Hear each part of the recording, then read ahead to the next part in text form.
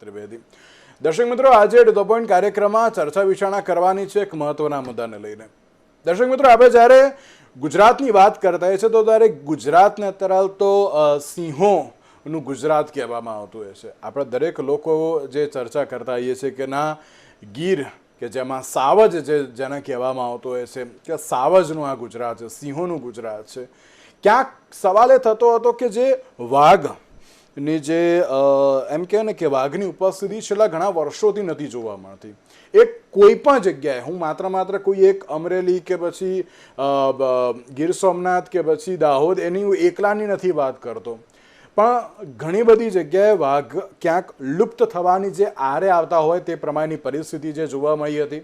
સાથે જે અત્યારની બાબત જે સામે આવી છે કે ગુજરાતમાં છેલ્લા ઘણા દાયકાઓથી લુપ્ત થઈ ગયેલા વાઘની ઉપસ્થિતિ જોવા મળી છે, તે પણ દાહોદ જિલ્લામાં આવેલા રતનમહાલ વન્યજીવ અભયારણ્યમાં, કે જેવા એક યુવાન નર વાઘે પોતાનો કાયમી વસવાટ બનાવ્યો હોય તેવી પરિસ્થિતિ અત્યારે તો જોવા મળી રહી છે.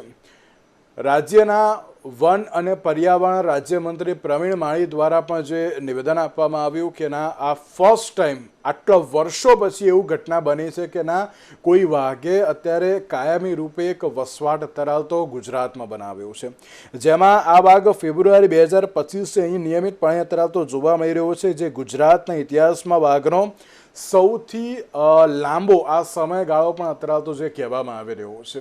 ત્યારે બહુ મહત્વની બાબત એ પણ છે કે જ્યારે આ વાઘ ક્યારે આવ્યો, શું આવ્યો, કેવી રીતે આવ્યો, તેનો એક વિડીયો પણ છે. હું મારી પીસીઆર ટીમને કહેવા માંગીશ કે વિડીયો તરાવતો જે ચલાવે, કે જે પ્રમાણે ગુજરાતમાં છેલ્લા ઘણા વખતથી જે ક્યાંક વાઘ લુપ્ત થવાને આરે હતો ને તે આખરે ઝડપાઈ હોવાની જે વિગતો પણ જે સામે આવી હતી, અને સાથે જે વન વિભાગ દ્વારા જે સતત મોનિટરિંગ હાથ ધરવામાં આવ્યું હતું. અને આપ જે રીતના દ્રશ્યો જોઈ રહ્યા છો કે જે અત્યારે તો તેને ટ્રેક કરવા માટે એક આખી સિસ્ટમ જે ગોઠવવામાં આવી હતી, અને તેમાં પણ મિશન ચિત્તલ કે જે વાઘના સંરક્ષણ માટે એક મિશન જે શરૂ કરવામાં આવ્યું હતું, ને જે આપ વાઘના જે આ ફૂટેજ જોઈ રહ્યા છો તે દાહોદના જે અભયારણ્યમાંથી અત્યારે તો જે મળ્યા હોવાની જે આ વિગતો પણ સામે આવી છે. ત્યારે આ તમામ મુદ્દાઓ પર આપણે આજે ચર્ચા વિચારણા પણ કરવી છે. ચર્ચા વિચારણા કરવા માટે અમારી સાથે જોડાઈ ગયા છે ડૉક્ટર એચ.એચ. સિંહ, કે જેઓ રિટાયર્ડ આઈએફએસ ઓફિસર છે. સાથે જ તેઓ અત્યારે નેશનલ બોર્ડ ફોર વાઇલ્ડ લાઈફમાં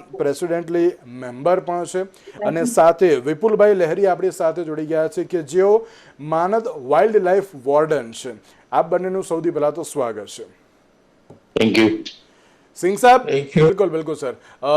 વિપુલજી, એમ કહેવાય ને કે અત્યારે વન અને પર્યાવરણ વિભાગની સાથે તમામ જે આઈએફએસ ઓફિસર્સ છે ને તેમની સાથે તમામ જે પર્યાવરણ પ્રેમી અને સાથે જે વન્યજીવ પ્રેમીઓમાં પણ એક ઉત્સાહ છે, એક ખુશીનો માહોલ છે. એ આપણે જ્યારે ગીરમાં અત્યારે તો જો સાવજોની જો વાત કરતા હોઈએ, પણ આ સાવજોના ગુજરાતમાં જ્યારે આ ટાઈગરની એન્ટ્રી જે જોવા મળી રહી છે એ ચોક્કસ એક બહુ મહત્વની બાબત, એને કે એમ કહેવાય ને કે એક સારી એક બાબત પણ અત્યારે તો કહી શકાય. કઈ રીતે જોઈ રહ્યા છો આપ ગુજરાતમાં વાઘના પુનઃ આગમનને? ખૂબ સાચી વાત કરી. ગુજરાત એટલે સિંહનું ગુજરાત કહેવાતું. બિલાડી કુળમાં 3 જે હતા, દીપડા, સિંહ અને વાઘ, એટલે કે ટાઈગર બી જિંદા હે. અમે પર્યાવરણ પ્રેમીઓ ખૂબ ખુશ થયા છીએ. પહેલા હતા જ તે, પણ 1992માં સાહેબે જે રીતે કીધું ત્યારે નોંધણી થઈ હતી, અને આ વખતે વન વિભાગે છેલ્લા 9 મહિનાથી આની ઉપર મોનિટરિંગ કરી રાખ્યું હતું. અને એમને જે વ્યવસ્થા હતી એ પણ વન વિભાગે કરી. આપણે જે વિડીયો જોયો છે એ ટાઈગર માટે હોવું જોઈએ, એ વન વિભાગે ગુજરાત રાજ્યના એ કર્યું છે. અને 9 મહિનાથી અહીંયા સ્થાયી થયા. ત્યારબાદ મંત્રીશ્રીએ અને આપણા વન સંરક્ષક સાહેબે આજે જાહેરાત પણ કરી છે.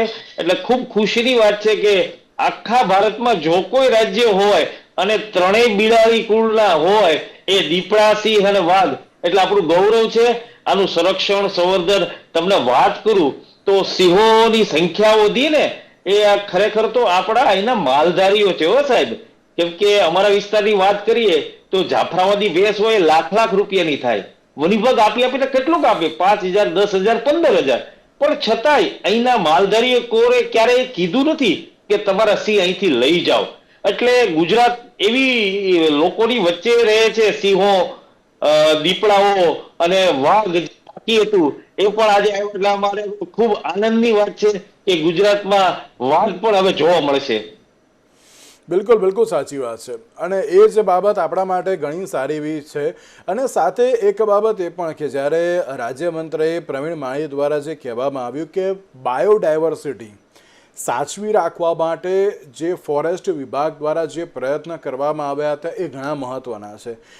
જે આ સિંહ સાહેબ એક બિલકુલ બિલકુલ વિપુલભાઈ, એમ લાગી રહ્યું છે કે અત્યારે ફોરેસ્ટ ડિપાર્ટમેન્ટ દ્વારા જે પ્રમાણે સિંહ માટે જે પગલાં લેવામાં આવ્યા હતા તેમના સંરક્ષણ માટે, તેઓ આગામી સમયમાં ધરાવતો જે અલગ અલગ ગામડાઓમાં ન જાય તેમને ધરાવતો તમામ પ્રકારની સવલતો મળી રહે તે માટે સિંહ માટે જે ધરાવતો કરવામાં આવ્યું હતું તે જ પ્રમાણે વાઘ માટે પણ ધરાવતો જે સારા એવા જાગૃત થયા છે અને તેના કારણે જ આ પ્રકારની પરિસ્થિતિ જોવા મળી રહી છે. તો ફોરેસ્ટ ડિપાર્ટમેન્ટની આ કામગીરીને પણ આપ કઈ રીતે જોઈ રહ્યા છો? ના, ખૂબ સારી વાત છે, કેમ કે જવાબદારી વધશે. આપણે કહીએ છીએ ને સિંહની સંખ્યા વધી પણ સામે મુશ્કેલીઓ પણ એટલી જ છે. તો સરકારને પણ આમાં જાગૃત રહેવું પડશે અને સંરક્ષણ સંવર્ધન લોકો તો કરી રહ્યા છે, સરકારને પણ આમાં ધ્યાન આપવું પડશે. સિંહમાં જો અમારી જ વાત કરું તો અમારા અહીંયા આગળ ખૂબ મોટી સંખ્યા છે રાજુલા જાફરાબાદમાં. હમણાં જ તમે 4-5 દિવસ પહેલા દ્રશ્ય જોયું છે, રાજુલાના આગરિયામાં 6 સિંહોએ આખી રાત આતંક મચાવ્યો હતો. તો દુઃખની વાત એ છે કે વર્ષ 1.5 વર્ષથી રાજુલામાં આરએફઓ નથી, શેત્રુંજી ડિવિઝનમાં ડીસીએફ નથી. અવારનવાર વનમંત્રીશ્રીને લેખિત મૌખિક રજૂઆતો પણ કરી છે, પણ હજી સુધી પગલાં નથી લેવાના. તો ખરેખર આ બધું આપણે કરવું હશે તો પાયાથી લઈ અને બધું કરવું પડશે. આજે હું તમને વાત કરું કે અમરેલી જિલ્લા માનદ વાઇલ્ડલાઇફ વોર્ડનમાં મેં સેવા આપી 2006 થી 19 સુધી. 2 વર્ષનો કાર્યકાળ હોય છે. એ ત્યારબાદ વાઇલ્ડલાઇફ વોર્ડનની પણ નિમણૂક નથી કરવામાં આવી. તો આવા નાના નાના પોઈન્ટ પણ, કેમ કે વાઇલ્ડલાઇફ વોર્ડન હોય છે એ સરકાર અને પબ્લિકની વચ્ચે એક સાંકળ બનતી હોય છે. આ જે મધ્યપ્રદેશનું જંબુઆ નજીક જે છે ત્યાં આગળ રીંછ પણ છે, જંગલી ભૂંડો પણ છે અને 35 ઉપર હરણો સાબરો પણ મૂકવામાં આવ્યા છે. અને ટાઈગરને પાણીની ખૂબ જરૂર હોય છે તો એને આપણે સ્વિમિંગ પુલ કહીએ એવું એમને બનાવવું પડશે. પણ નાની નાની વાત પણ સરકારને ધ્યાન આપશે તો ખૂબ સારું કહેવાશે. બિલકુલ. અને વિપુલભાઈ, એક બાબત એ પણ ખરી ને કે હજુ પણ જે તમામ લોકોએ પ્રયત્ન કરવા બહુ જરૂરી છે આપણા જંગલને બચાવવા માટેના. જો એ બચશે ને તો આ પ્રકારની પરિસ્થિતિ નહીં જોવા મળે કે ના તરત તો વાઘ અને સિંહને બહાર જવું પડે તેમ. ના, ખૂબ સાચી વાત છે સાહેબ. જંગલો જ ઘટી રહ્યા છે એટલે સિંહો આપોઆપ બહાર રહ્યા છે. આજે તમે વાત કરો સિંહોની તો જંગલ કરતા તો બૃહદ ગીરમાં વધારે છે સિંહો સાહેબ. એટલે એમનું એ રહેણાંક કરવા જઈ રહ્યા છે. અમારા સિંહો તો દરિયા કિનારે રહે છે, કંપનીઓની વચ્ચે રહે છે, લોકોની વચ્ચે રહે છે. તો ખરેખર તો સરકારને જે રીતે કંપનીઓ માટે કામ કરી રહી છે, આયોજન કરી રહી છે, એવો જંગલ બચાવવા માટે પણ જમીનો રાખવી પડશે, રિઝર્વ ફોરેસ્ટ રાખવું પડશે. તો જ આ બધા આપણે વાઘ, દીપડા, સિંહને બચાવી શકીશું. બાકી તો આપણે ગૌરવની વાતો કરશું પણ ગ્રાઉન્ડ ઉપરનું પણ નાનામાં નાનું કામ પણ આપણે કરવું પડશે તો જ આ બધાને બચાવીશું. કેમ કે ગુજરાતની ધરતી તો કાળીઓ ઠાકર પણ છેલ્લે અહીંયા આવ્યા હતા અને સોમનાથ મંદિર પણ અહીંયા છે. તો નથી આપણે કહેવત કે કોક દીને ભૂલો પડે ભગવાન તને સ્વર્ગ દેખાડું શામળા. તો અહીંયા અત્યારે વિદેશના પક્ષીઓ પણ એટલા બધા આવ્યા છે જે રશિયા, તાજિસ્તાન થી આવે છે. તો ગુજરાતની ધરતી તો બધાને આવકારે છે.